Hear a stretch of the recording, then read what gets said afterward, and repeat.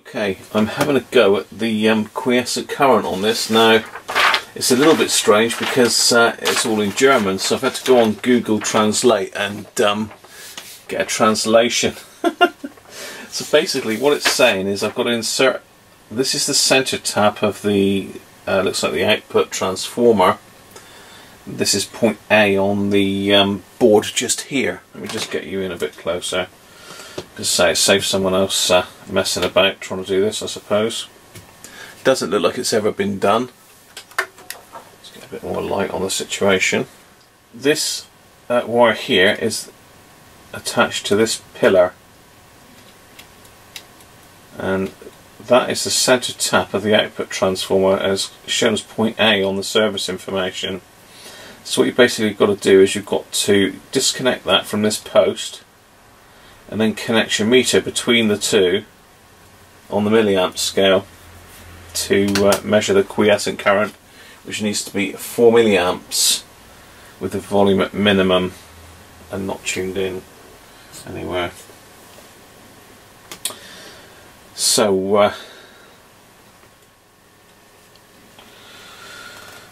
let's do it that way around then.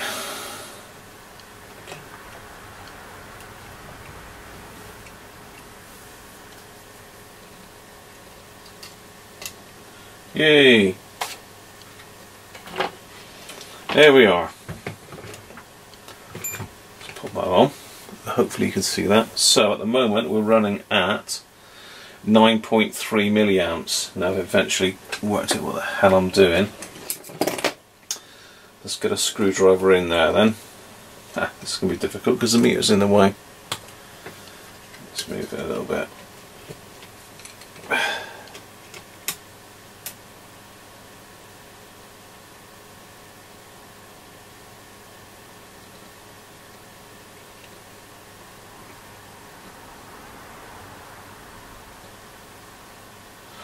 Well, it says it should be set to 4 milliamps. Well, that's absolute rock bottom there. Lowest I can get it's 4.2 milliamps.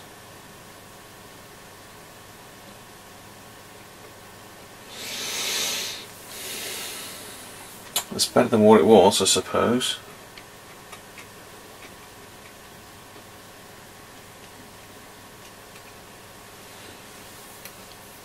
See what that sounds like. The cause of this was Stephen Wolf's admitted flirtation with the possibility of joining the Conservative Party since Theresa May became leader. Apparently this is what caused the argument in Strasbourg and led to the fight. Officials in Haiti say 69 people are now known to have died after Hurricane Matthew swept across the Caribbean. More than 2 million people in Florida. Okay. Well, let's just pop that back on.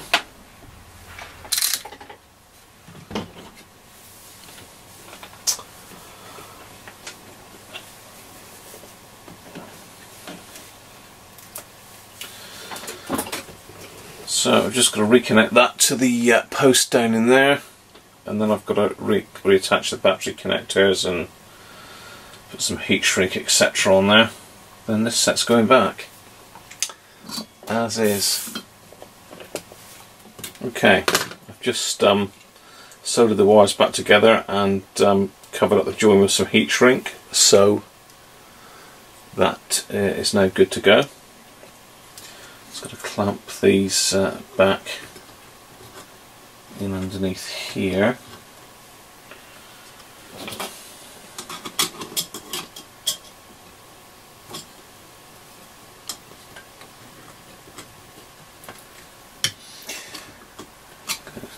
There somehow.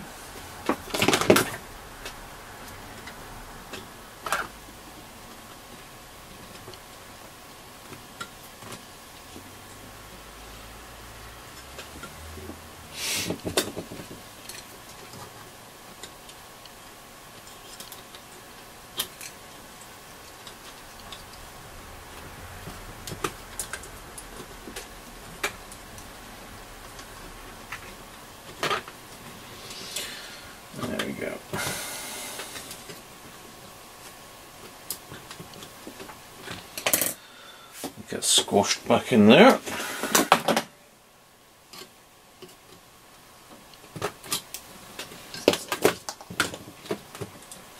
There we are. The chassis is back together. So I'm going to do a couple little cleaning jobs. I'm just going to give these a clean off with a bit of isopropyl, just get rid of the muck. Could do with these filling in again, but just a brown crayon will fill those in. So I'll leave that to the owner to mess with that. And I'll clean up this volume switch as well. It's a bit grimy, it's difficult to get in there. There is like a little off mark on it, whether that does line up with the set, I don't know. Then we've got to struggle to get it back in the chassis and get all these aerial connections wired back on over here to the case even. Then I think we are in business, because a lumpy little radio is quite heavy. The tuning dial, the tuning condenser, tuning capacitor, I don't like the sound of it. It's got like a funny squeaky creaking noise which gives it a little bit of stiffness. Whether that's intentional or not, I don't know, but I don't remember it off of my other one, so I have lubricated that up, so it does run a lot freer now. And fingers crossed that that knob has glued back fine, which I know it has because I've already had a look. Anyway, I'm just going to clean this up and I'm going to get it back in the case. Okay, I was just about to pop it all back in the case. I'm just checking all the connections, and this this here was just like wrapped around this old broken like lug. This is what the FM antenna plugs into. So again, I'm not going to leave it just wrapped around like that. So I'm going to stick a new crimp connector on it. So I don't want to strip too much of this wire back, because it's going to make it really tight to get it out again in the future. So I think I'm going to do is just wind it around, double it up, pop it in a little bit tighter than that.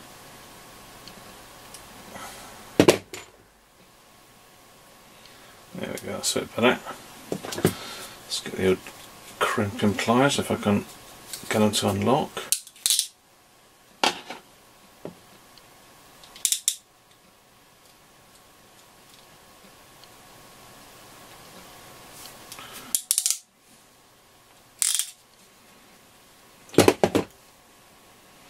There we go, good as new. All part of the service, look. So I'm just going to screw that back on. Looks like these screws have been on and off many times, these little nuts. They're really rounded.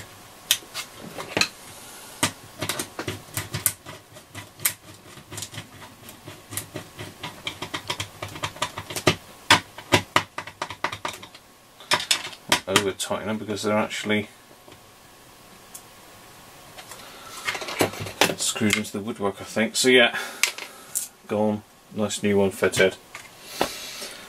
Right, now to get it back in the chassis. So clear down and I'll start work on that. Right, so it's back in the chassis, back in the case even. All fiddly as hell to get that in and out of there, I'll tell you that. Ah dear. Anyway, I'm just going to put this dial face back on. I'm just going to put a little bit of just normal grease around this, because I say it is a pig to get on and off, and almost impossible, as you saw, without pulling it apart. I say it had been glued, but now what I've done, I've epoxied it, and I mean that is rock hard there. That is like, I can't even scratch it with my nail, it's that hard. So that ain't going anywhere. Let's pop that back on. Scary stuff. There we go. Perfection.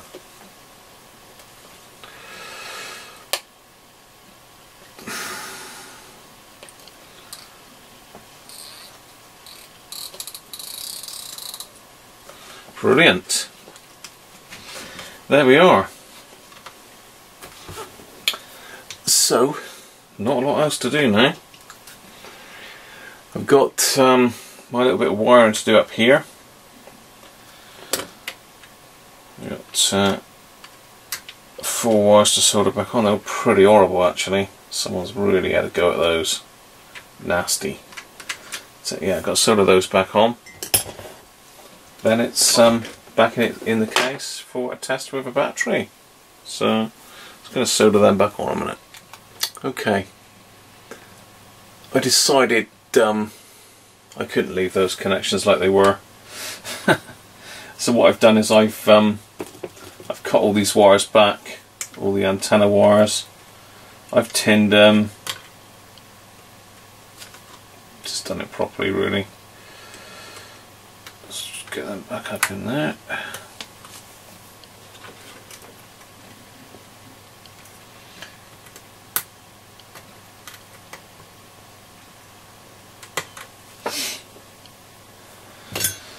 So I'm on the final hurdle. As you can see, I've got my little fume extractor going in the background there. Because this flux is a bit smelly and I haven't been using anything. Thought it was about time I started looking after my health.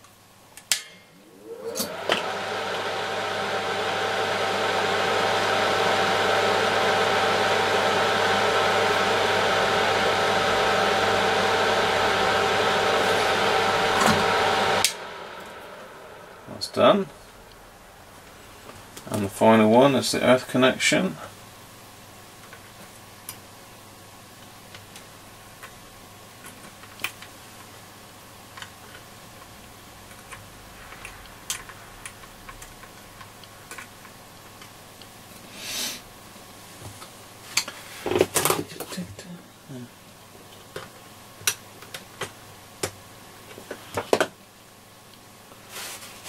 A little bit of flux on there as well. I'm fluxing it because these tags have been soldered on and off, on and off, on and off loads of times by the looks of it. So certainly someone's had a good old go at this radio, tried to sort it out, but failed I think. So luckily, well, fingers crossed and I've done all this, it'll still work. I'm sure it will. Oh, extractor.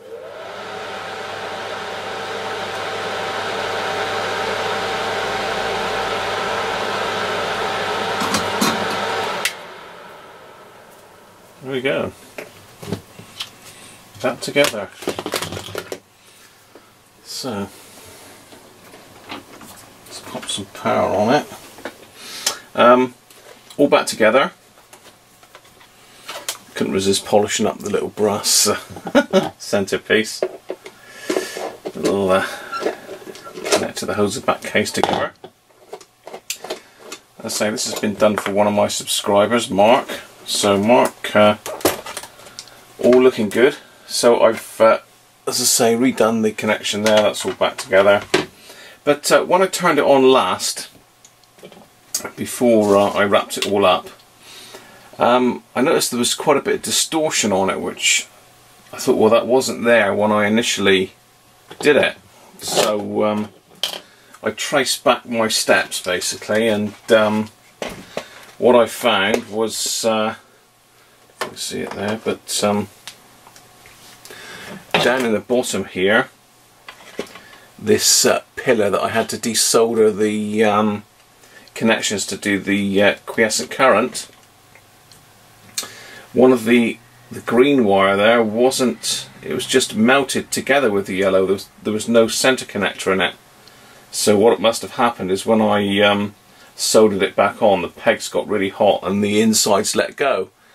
So anyway, luckily I found that, cut back the insulation, as you can see by the bit in my hand there, and resoldered the wire on, and this is the result. Let's pop a little battery in just to test it.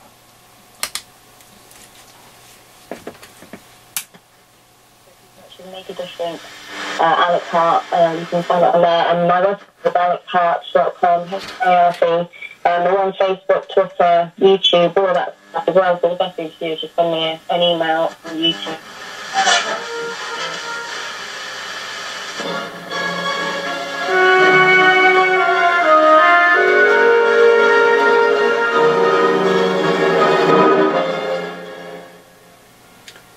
And at minimum volume, it's just minimum volume, no hiss. So that one is all sorted. Really pleased with that. As I say, it's certainly needed its fair share of TLC, this one. And I've had to fix quite a few issues from previous repairers. Bad joints, burnt wires, a lot of bad joints, and even more bad joints.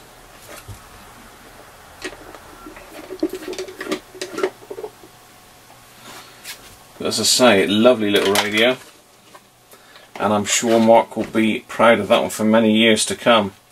I've cleaned up the volume switch in here because that one was pretty ropey,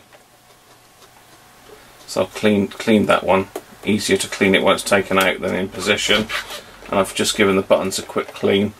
Apart from that, it's as it was. So anyway, I'm going to pop that one back in the box and send it on back to Mark. So thanks for watching this. If you enjoyed it, give me a thumbs up. As I say, if you're a patron and you support me on my Patreon site, you'll see the repairs on this one first, as will Mark, who owns the radio. So thanks for watching, and join me in another video soon.